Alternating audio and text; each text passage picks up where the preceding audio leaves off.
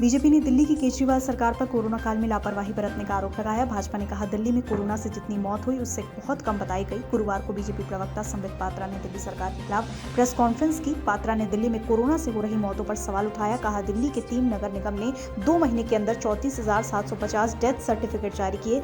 इतनी संख्या में डेथ सर्टिफिकेट जारी होने के बाद भी दिल्ली सरकार कोरोना से 9,916 मौत बता रही है। दिल्ली के स्वास्थ्य मंत्री सत्येंद्र जैन ने केंद्र शासित प्रदेश की वर्तमान कोविड स्थिति पर अपनी राय साझा की। स्वास्थ्य मंत्री ने बताया, कोरोना की पॉजिटिविटी रेट में 1% की गिरावट। जैन ने यह भी किया उल्लेख, दिल्ली में कुल 1044 ब्लैक फंगस के मामले आए सामने। अब तक 92 लोग ठीक। उन्होंने कहा, ब्लैक फंगस से 89 लोगों की मौत। कोरोना महामारी के समय दवा, इलाज, ऑक्सीजन और वैक्सीनेशन के मसले पर सुप्रीम कोर्ट ने सरकार से पूछे अहम सवाल। हालांकि सरकार ने इस दौरान जब कोर्ट के अधिकारों पर उठाया सवाल तो अदालत ने संविधान का हवाला देते हुए कहा, जब लोगों के अधिकारों पर हमला हो तो वो खामोश नहीं रह सकता।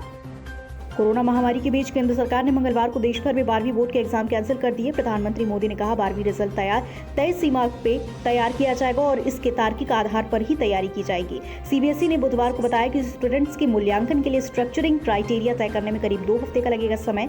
सूत्रों ने भास्कर को बताया, नतीजों के लिए सीबीएसई का फोकस अब इंटरनल असेसमेंट पर होगा।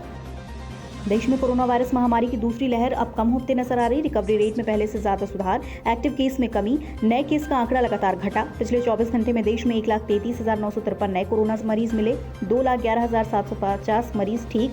इस दौरान 2,897 मरीजों ने गंवाई जान। दुनिया में एक बार फिर कोरोना के मामले बढ़ते नजर आ रहे। बीते दिन दुनिया में 4,89,890 कोरोना संक्रमितों की पहचान हुई। इस दौरान 10,952 लोगों की संक्रमण की वजह से मौत।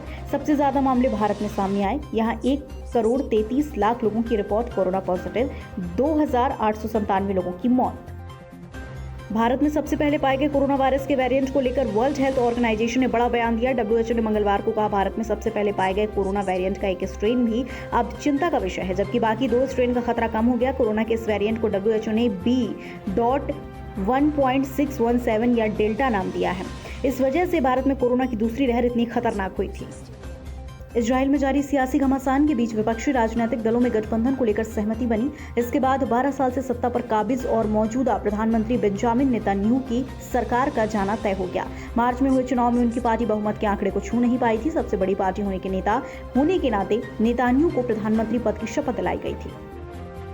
वर्ल्ड टेस्ट चैंपियनशिप फाइनल के लिए इंग्लैंड रवाना हुई टीम इंडिया के कोच रवि शास्त्री ने बड़ा बयान दिया। कहा, आईसीसी को फाइनल के नियमों में थोड़ा बदलाव करने की जरूरत। WTC फाइनल में 3 मैचों की सीरीज होनी चाहिए। इसके आधार पर विजेता चुना जाना चाहिए।